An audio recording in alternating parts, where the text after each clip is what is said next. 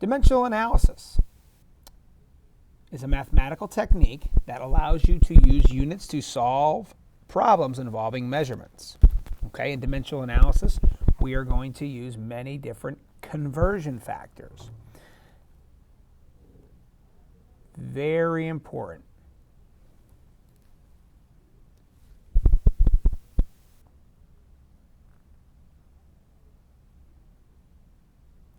Okay, so in a dimensional analysis problem, which we already know, you always start your conversion with the number and conversion factor given in the problem. So wherever you want to go or end up will have that unit in the numerator, and whatever you want to get rid of, we will have that unit in the denominator to cancel that unit out.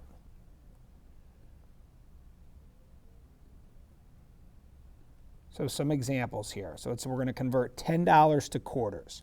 So the first thing they give us in here is $10.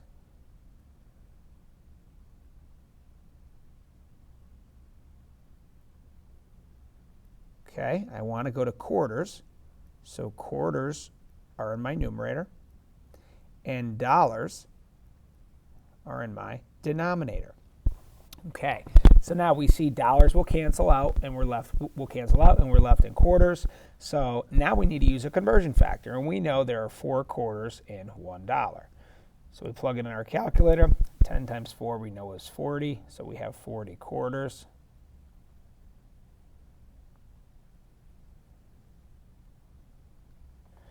And then number 2, we're going to convert 35 minutes. Okay, seconds will be on top. That's where we want to go.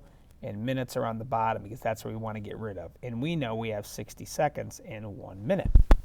So 35 times 60 will give me 2,100 seconds.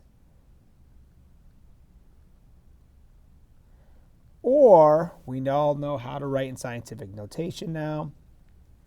So it would be 1, 2, 3.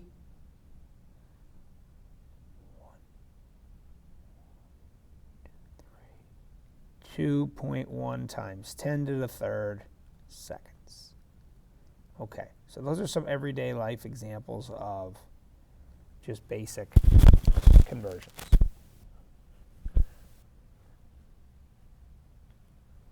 Now we're going to add the metric system. We used our metric prefix sheet the other day. Okay, now we're going to use that, right? So dimensional analysis with metric conversions. So very key here, the bigger unit gets the smaller number, and the smaller number gets the smaller unit gets the bigger number. All right, and we're going to I'll show you what that means through an example.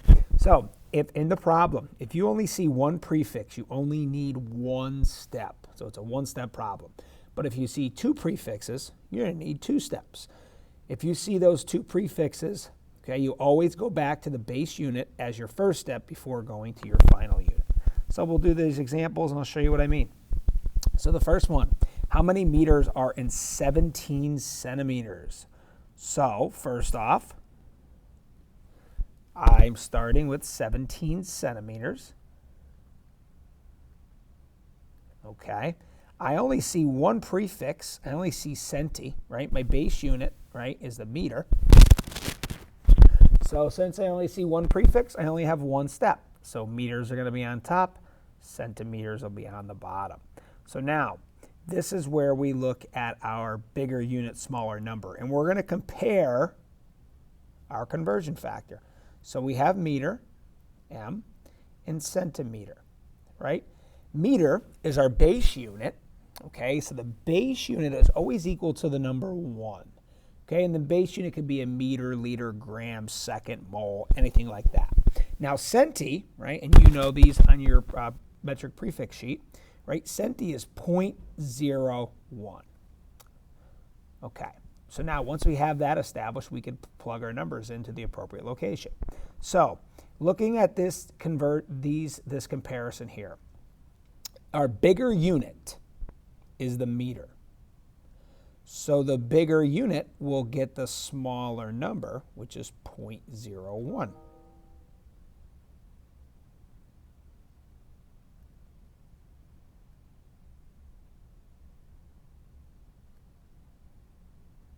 right? So the bigger unit, and I'll erase that, I apologize.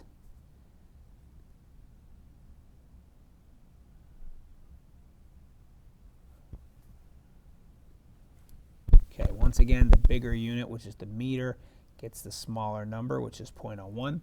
Now, centi is the smaller unit, so it gets the bigger number, which is 1 out of the 2. So we see centi cancels out. We're left in meter, right where we need to go. So we have 17 times 0.01, which is equal to 0.17 meter. Okay, so that's an example if we have one prefix.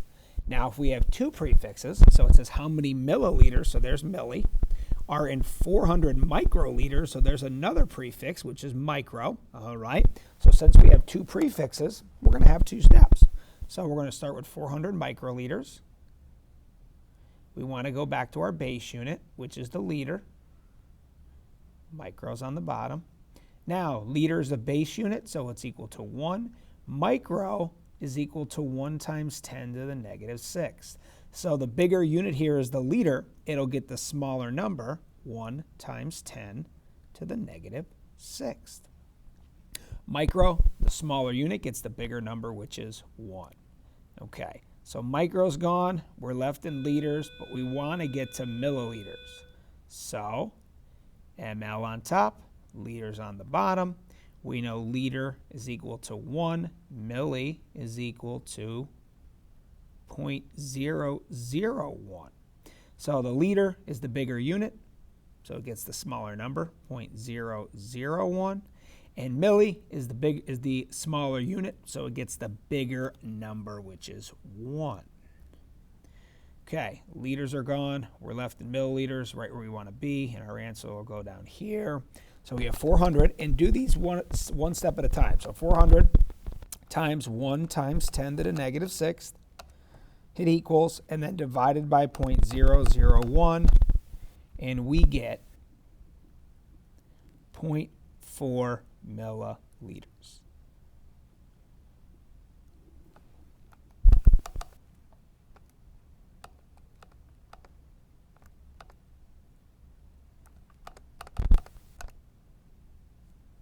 And this concludes our video on dimensional analysis.